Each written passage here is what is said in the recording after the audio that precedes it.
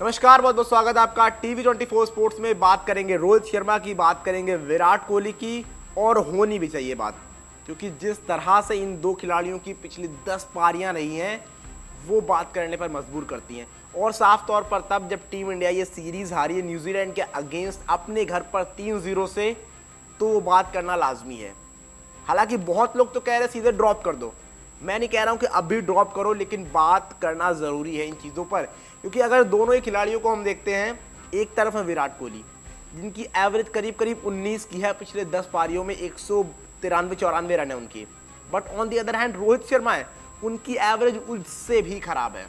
और उनकी अगर एवरेज हम देखेंगे तो करीब करीब 13 की है, 13.3 की, 133 रन है उनके 10 पारियों में पिछली, जिसमें 4 पारियां हैं पिछली साउथ अफ्रीका वाली, माफ कीजिएगा बांग्लादेश वाली, और इसके बाद 6 पारियां इस न्यूजीलैंड सीरीज वाली। जी हाँ, ये 10 पारियां आपने खेली है, 5 टेस्ट मैच खेले हैं, रन आपके नहीं हैं। बहुत लोग तो ये कह रहे हैं कि 1 मैच हो गया, 2 मैच हो गए, 3 मैच, लेकिन ये 3 मैच की कहानी नहीं है, ये कहानी है उससे पहले भी बांग्लादेश सीरीज की। हालांकि वहां पर आपके एक 40s वगैरह आए थे, विराट कोहली की आई थिंक एक 50 भी आई थी, लेकिन उसके बाद इन 6 मैचों में तो बिल्कुल भी रन नहीं है। तो वो कुल मिलाकर एवरेज इधर शिफ्ट हो गया, तो जो आपका एवरेज वहां पर 30 के करीब हो रहा था वो 19 पर आ गया है। और रोहित शर्मा के लिए तो पारियां वहां पर भी नहीं थी। हालांकि रोहित शर्मा ने बांग्लादेश के अगेंस्ट, जब आपको याद होगा 2 दिन में आपको मैच जीतना था कानपुर में, तो वहां पर जो इंटेंट दिखाया था, लेकिन वहां पर भी आप 25-30 पर आउट हो गए थे। जी हाँ, जायसवाल ने 50 लगाई थी, लेकिन आप बड़ी पारी खेलने में नाकामयाब हुए थे। And I think that's the reason कि ये आपका जो एवरेज है बहुत, मतलब जिसको आप कहोगे ना बहुत गिर गया, वो 13.30 का एवरेज है। वो एवरेज बहुत कम है और इस पर बात होनी चाहिए। अगर आप जीत रहे हो तो कोई बात नहीं करता, ठीक है, आपकी कप्तानी बढ़िया हुई, आपने सीरीज जिताई, लेकिन जब आप हारे हो, अपने घर पर हारे हो, तो सवाल पूछे जाएंगे, फिर चाहे आपके बल्लेबाजी को लेकर हो, चाहे कप्तानी को लेकर हो, जो पीसी में भी पूछे गए, यानी प्रेस कॉन्फ्रेंस में पूछे गए। हालांकि रोहित शर्मा ने उस पर अपनी राय दी, अपने जवाब बताए क्या हो सकता है, लेकिन हमें इंतजार है रन कब आएंगे। और बहुत से लोग ये कहने को तैयार है कप्तानी छोड़ो भाई, कप्तानी क्यों कर रहे हो आप, क्योंकि आपसे तो रन ही नहीं निकल रहे हैं। जिसका एक हवाला रोहित शर्मा ये देते हैं कि इंटेंट दिखा रहे हैं, बट इंटेंट का मतलब ये नहीं कि आप रन नहीं बनाओगे, आप रन बनाओ, और उसमें आप जरूरी नहीं कि हर बॉल को आपको तोड़ना है, आप डिफेंस पे अपने ट्रस्ट करो, आप डिफेंस तो करो। जो रोहित शर्मा ने पीसी में माना, उन्होंने कहा कि ठीक है, हाँ मैं तेज खेलूंगा, लेकिन डिफेंस पर ट्रस्ट करूंगा आने वाले मैचों में, तो वो अभी तक क्यों नहीं कर रहे, तो वो अपने आप में बड़ा सवाल है।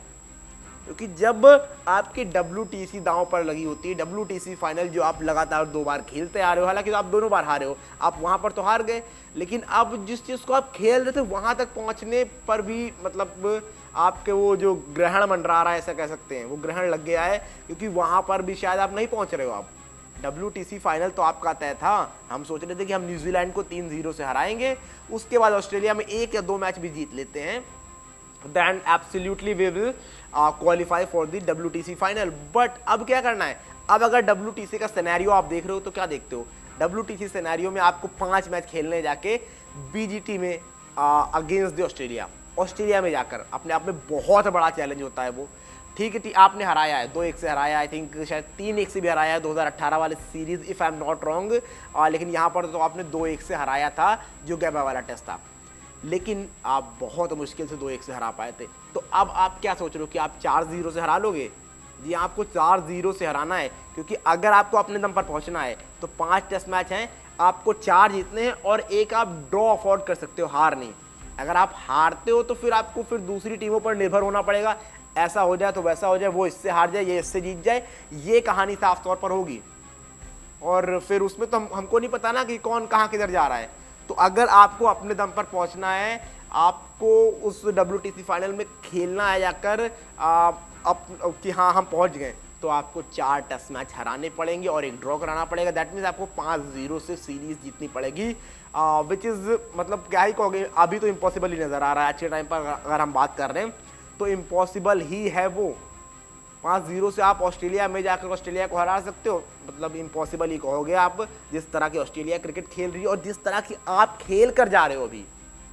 अगर आप इसको 3-0 से यहाँ पर जीत कर गए होते, बढ़िया तरीके से जीत कर गए होते, तो आपके अंदर कॉन्फिडेंस होता, फिर और आप सोचते कि हमने लास्ट टाइम हराया हुआ 2-1 से और 3-1 से पहले हरा चुके हैं, तो वाई नॉट 4-1, और तब शायद उसकी आपको ज़रूरत भी ना पड़ती, आप 2 मैच भी जीतते तो क्वालिफाई कर जाते। लेकिन अब वो सिनेरियो नहीं है। अब क्योंकि ड्रॉ होते नहीं है मैचेस, अगर आप ड्रॉ एक अफोर्ड भी कर रहे हो तो अब मैचेस ड्रॉ होते ही नहीं है। बहुत मुश्किल है कि आप कोई मैच वहाँ पर ड्रॉ कर पाओ, तो ड्रॉ होने नहीं है, तो दैट मीन्स आपको 5 मैच जीतने हैं। बारिश वगैरह आती तो वो चीज़ अलग की चीज़ है, वो एक ड्रॉ हो गया, दैट मतलब 4 मैच तो आपको जीतने हैं 5 में से, और एक हार नहीं सकते आप। हारे तो फिर दूसरी टीम पर निर्भर होना है आपको, फिर आप पहुँच रहे हो नहीं पहुँच रहे हो, ये चीज़ दूसरी टीमों के हाथ में होगा कि वो कैसा क्रिकेट खेल रही हैं। तो अभी चीज़ें आपके हाथ में ज़रूर है कि आप कैसा क्रिकेट खेलते हो, ऑस्ट्रेलिया को हराते हो क्या, लेकिन वो ऑस्ट्रेलिया को हराना भी बहुत इम्पॉसिबल है ऑलमोस्ट, कि ऑस्ट्रेलिया में जाकर आप जब अपने घर पर न्यूजीलैंड से हार रहे हो तो कैसे उनको हराओगे। तो यहाँ पर अब सबसे बड़ी तलवार तो विराट और रोहित पर भी लटक रही है, और ये हमने पहली बार नहीं, हमने देखा है कि जब इस तरह की सीरीज़ होती हैं तो बड़े बड़े दिग्गजों के पत्ते साफ हो जाते हैं, आप ड्रॉप करना शुरू कर देते हैं। आपको याद आएगी वो 2013 वाली आई थिंक सीरीज़, 13 या फिर 12 की सीरीज़ थी ऑस्ट्रेलिया सीरीज़, वहाँ पर आप 4-0 से ऑस्ट्रेलिया से हार कर आए, उसके बाद राहुल द्रविड़, वीवीएस लक्ष्मण, इन सब का पत्ता कट गया था। बहुत बड़े बड़े नाम आप सीरीज मतलब करियर ख़त्म होते हुए देखते हो आप इस तरह की सीरीज़ों में, और अगर यहाँ पर ऐसा होता है तो मतलब ना हो, वी विल होप कि ऐसा ना हो, लेकिन हो सकता है फिर रोहित और विराट का पत्ता भी आप कटते हुए देखो। और टेस्ट मैचों से T20 संन्यास हो चुका है, टेस्ट मैच से आप देखोगे फिर सिर्फ और सिर्फ ओडीआई खेलते हुए आपको ये साफ तौर पर नजर आएंगे। हालांकि ऐसा हो ना, यही सोचेंगे हम, लेकिन अगर यहाँ पर फेल्योर आता है और आप उस तरह से चीज़ें, प्रदर्शन आपका नहीं आता है, परफॉर्मेंस नहीं आती है, तो ऐसा हो सकता है। अब देखते हैं कि क्या होता है, और ये बहुत कुछ डिपेंड करेगा कि आप मैच कितने जीत रहे हो।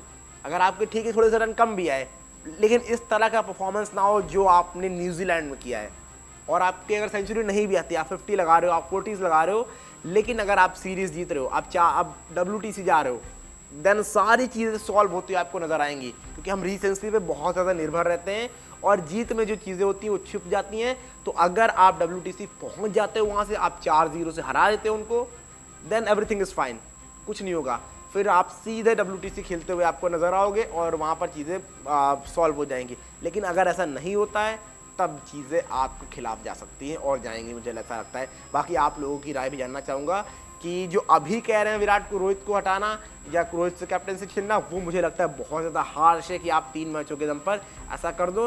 लेकिन उस टाइम पर अगर ऐसा होता है BGT में, तब आप ये गाज गिरते हुए देखोगे। आपकी राय जानना चाहता हूँ, आपको क्या लगता है, क्या अभी ऐसा होना चाहिए, या फिर आप गोइंग फॉरवर्ड जब BGT हो जाती है इसके बाद चीज़ों को देखोगे कि किस लिहाज से, किस तरह से गोइंग फॉरवर्ड टीम इंडिया को आगे बढ़ना है। जो भी आपको लगता है कमेंट करके जल्दी जल्दी बताइए क्या है आपकी राय।